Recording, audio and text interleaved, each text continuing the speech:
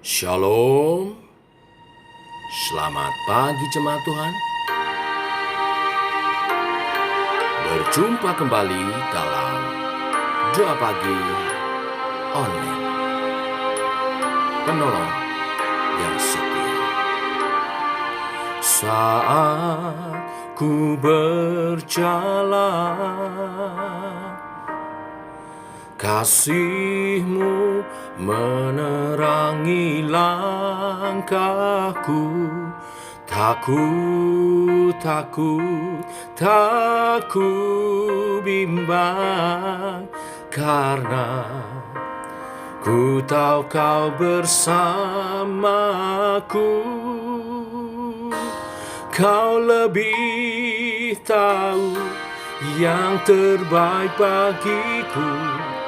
Kau lebih sanggup pulihkan hidupku. Ku berserah, ku percaya, hanya Yesus penolong yang setia.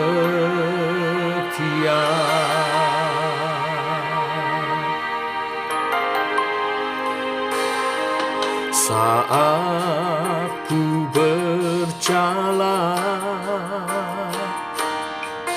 kasih-Mu menerangi langkahku. Tak ku bimbang, karena ku tahu Kau bersamaku. Kau lebih tahu yang terbaik bagiku.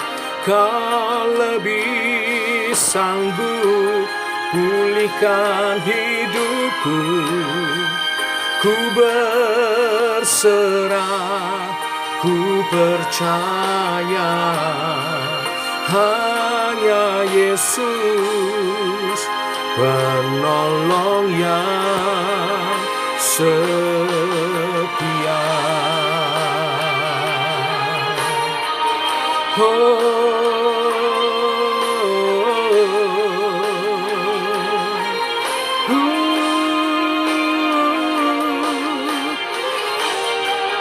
Penolongku kan setia.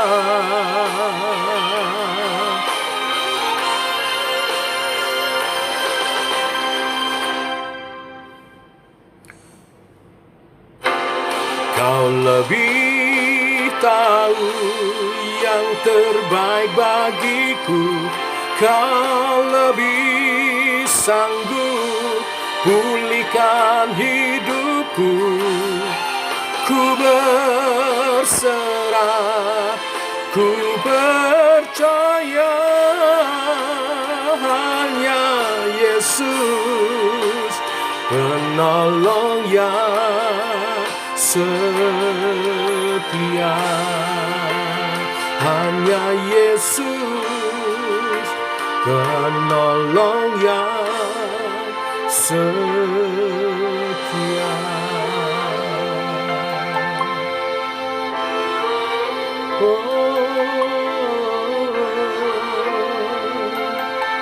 Kau penolongku yang setia.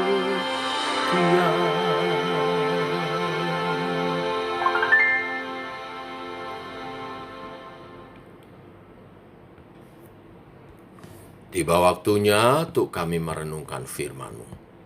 Firman-Mu adalah suluh dan terang bagi jalan kami. Berfirmanlah, kami rindu mendengarnya. Dalam nama Tuhan Yesus Kristus. Amin. Bapak Ibu, kita lanjutkan renungan firman pada pagi hari ini. 2 Tawarikh pasal 18 ayat 1-34.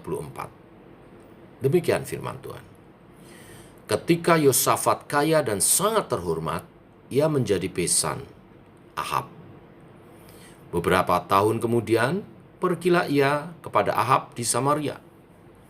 Ahab menyembelih banyak kambing domba dan lembu sapi untuk dia dan rombongannya. dan mengajaknya untuk menyerang Ramot Gilead. Berkatalah Ahab, Raja Israel kepada Yosafat, Raja Yehuda, "Maukah engkau pergi ke Ramot Gilead bersama-sama aku?" Jawabnya kepadanya, "Kita sama-sama, aku dan engkau, rakyatmu dan rakyatku. Aku akan bersama-sama engkau di dalam perang." Tetapi Yosafat berkata kepada Raja Israel, "Baiklah, tanyakan dahulu firman Tuhan." Lalu Raja Israel mengumpulkan para nabi, 400 orang banyaknya. Kemudian bertanyalah ia kepada mereka, "Apakah kami boleh pergi berperang melawan Ramot Gilead, atau aku membatalkannya?"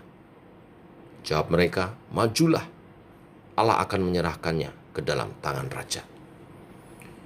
Tetapi Yosafat bertanya, "Tidak adakah lagi di sini seorang nabi Tuhan, supaya dengan perantaraannya kita dapat meminta petunjuk?" Jawab Raja Israel kepada Yosafat, "Masih ada seorang lagi yang dengan perantaraannya dapat diminta petunjuk Tuhan. Tetapi aku membenci dia, sebab tidak pernah ia menubuatkan yang baik tentang aku, melainkan selalu malapetaka. Orang itu ialah Mika bin Yimla."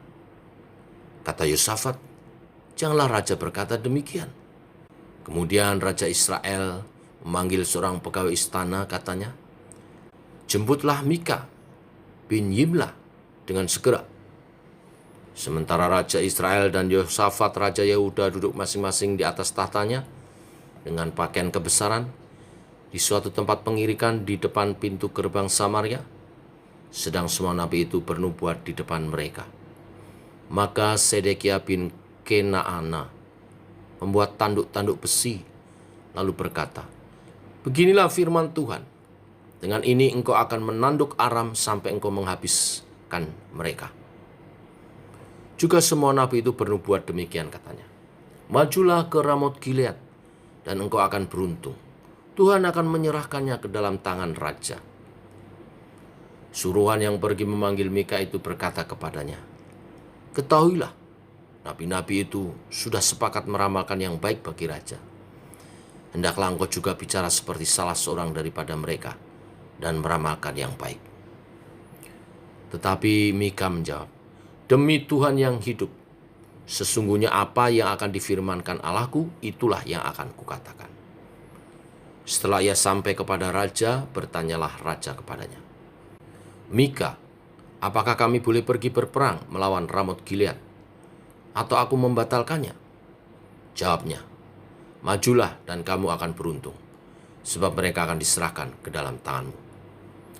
Tetapi raja berkata kepadanya, "Sampai berapa kali aku menyuruh engkau bersumpah, supaya engkau mengatakan kepadaku tidak lain dari kebenaran?" Lalu jawabnya, "Telah kulihat seluruh Israel bercerai-berai di gunung-gunung, seperti kambing domba yang tidak mempunyai gembala. Sebab itu Tuhan berfirman, mereka ini tidak punya Tuhan. Baiklah, masing-masing pulang ke rumahnya dengan selamat." Kemudian Raja Israel berkata kepada Yosafat, "Bukankah telah kukatakan kepadamu, tidak pernah ia menubuatkan yang baik tentang aku, melainkan hanya malapetaka?" Kata Mika, "Sebab itu dengarkanlah firman Tuhan. Aku telah melihat Tuhan sedang duduk di atas tahtanya. Segenap tentara surga berdiri di sebelah kanannya dan di sebelah kirinya. Dan Tuhan berfirman, siapakah yang akan membujuk Ahab, Raja Israel, untuk maju berperang, supaya ia tewas di Ramot Gilead?" Maka yang seorang berkata begini, yang lain berkata begitu. Kemudian tampillah suatu roh, lalu berdiri di hadapan Tuhan. Ia berkata, "Aku ini akan membujuknya."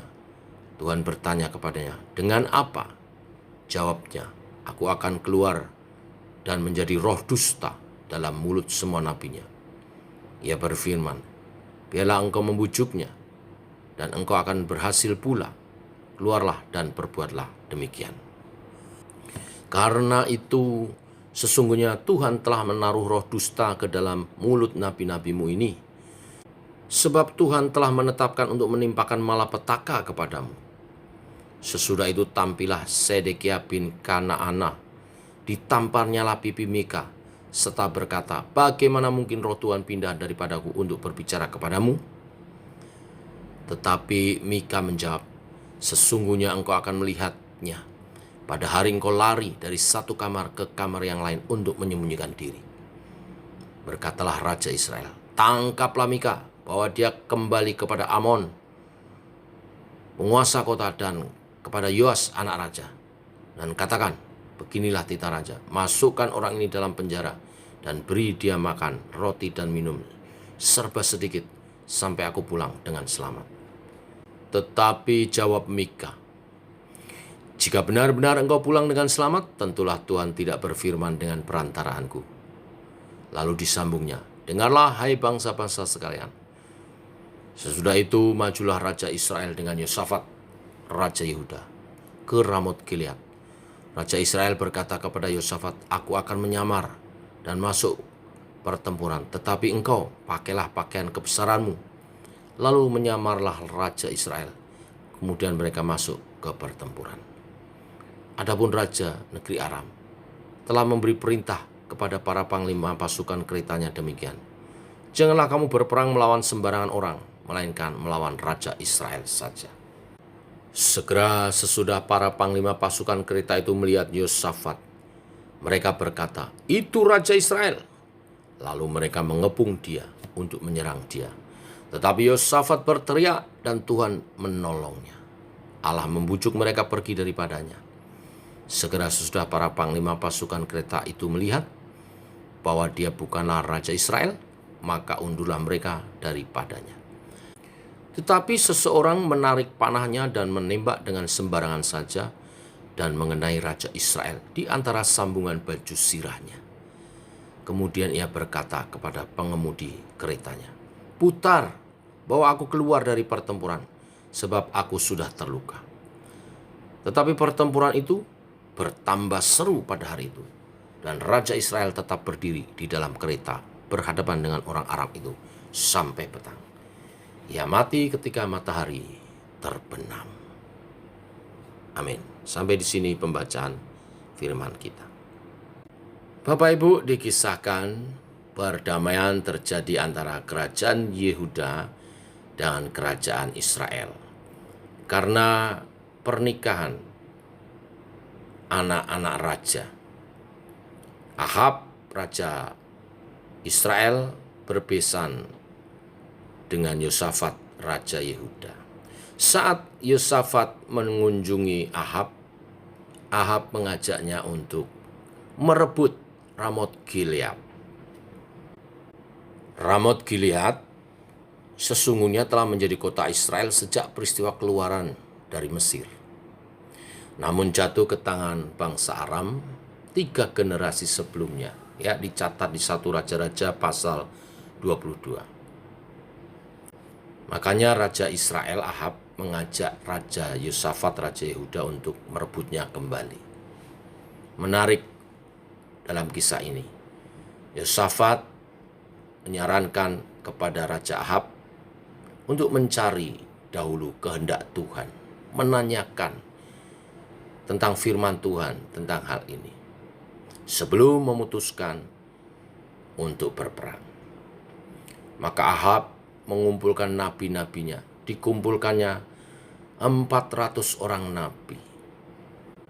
Nabi-nabi ini sesungguhnya adalah nabi-nabi palsu karena mereka menubuatkan nubuat yang baik-baik saja sesuai dengan pesanan. Nabi Sedekia bersama teman-temannya 400 orang menubuatkan kemenangan Israel. Tetapi Yosafat, Raja Yehuda, yang peka akan kebenaran firman, ia kurang yakin akan nubuatan nabi-nabi palsu ini. Ia menanyakan apakah ada nabi yang lain.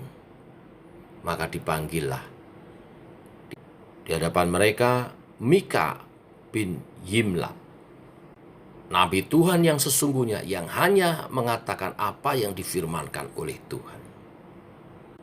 Mika menubuatkan yang sesungguhnya, bahwa roh dusta ditaruh kepada mulut nabi-nabi palsu untuk membujuk Raja Ahab berperang dan mati di Ramot Gilead. Nubuat itu menyinggung perasaan Ahab dan akhirnya memerintahkan untuk Mika dipenjara karena nubuatan tersebut. Dan akhirnya Raja Yosafat dan Raja Ahab pergi berperang melawan Raja negeri Aram, merebut Ramot Gilead. Apa yang terjadi? Nubuatan Mika digenapi. Ternyata Raja Ahab terkena panah yang nyasar dan mati dalam pertempuran. Apa yang kita bisa ambil teladan dari kisah ini? Yang pertama, nubuatan baik itu palsu atau benar akan teruji melalui waktu dan kenyataan. Kenyataan yang akan terjadi akan membuktikan siapakah yang menubuatkan kebenaran. Yang kedua, seseorang yang dekat dengan Tuhan akan peka kepada suara Tuhan. Sebagaimana Yosafat di pasal sebelumnya diceritakan dia mengikuti teladan orang tuanya, beribadah dan rajin belajar firman Tuhan, maka dia peka terhadap suara Tuhan, sehingga ia tidak begitu saja menerima nubuat kemenangan sekalipun disuarakan oleh ratusan nabi-nabi. Lalu hal ketiga, sesungguhnya nubuatan firman Tuhan itu disampaikan oleh nabinya untuk mengajar kepada kita, memperingatkan kepada kita supaya kita menjalani kehidupan kita dengan bijaksana. Bukan untuk mengujinya atau melanggarnya. Seperti yang dilakukan Ahab. Dia sengaja tetap pergi berperang. Dengan hikmatnya berharap bahwa nubuat Mika akan dapat diakali dengan cara memakaikan baju kebesarannya kepada Yosafat. Tetapi ternyata panah yang dilepas sembarangan pun mengenai dia. Karena firman Tuhan pastilah terjadi. Mari kita belajar dari kisah ini. Pertama, meminta petunjuk Tuhan dengan berdoa ataupun mencari nasihat orang yang kita tuakan, yang rohani. Yang kedua, tetap dekat pada Tuhan, jaga hubungan keintiman dengan Tuhan melalui ibadah-ibadah kita, melalui saat teduh kita, perenungan firman Tuhan, supaya kita peka pada firman Tuhan, pada suara Tuhan. Dan yang ketiga, bijaksana, karena firman Tuhan yang disampaikan bisa merupakan peringatan untuk hidup kita lebih bijaksana dan mengambil keputusan-keputusan yang tepat untuk terhindar dari kemalangan, penderitaan, dan kekalahan. Biarlah kebenaran firman hari ini menolong kita semua. Amin. Mari kita berdoa. Bapa dalam surga, dalam nama Tuhan Yesus, kami mengucap syukur. Oleh kasih dan anugerah-Mu, rahmat-Mu baru. Engkau berfirman pagi hari ini untuk menuntun kehidupan kami, berkemenangan di dalam Engkau. Ajar kami makin hari makin dekat dan mengandalkan Tuhan, supaya kami peka kepada kebenaran firman-Mu, peka kepada perintah-perintah dan petunjuk-Mu. Kami harus meningkatkan persekutuan kami dengan Tuhan dan dengan firman. Dan ajar kami untuk bijaksana, memahami kebenaran firman-Mu untuk kami lakukan, bukan mencobainya. Jauhkan kami dari mencobai firman Tuhan. Terima kasih Tuhan, tuntun hidup kami. Dalam nama Tuhan Yesus kami berdoa. Kami menyerahkan sepanjang hari ini perjalanan hidup kami. Amin. Demikian saudara, doa pagi kita. Selamat pagi. Selamat berjalan bersama dengan Tuhan. Shalom, tetap semangat.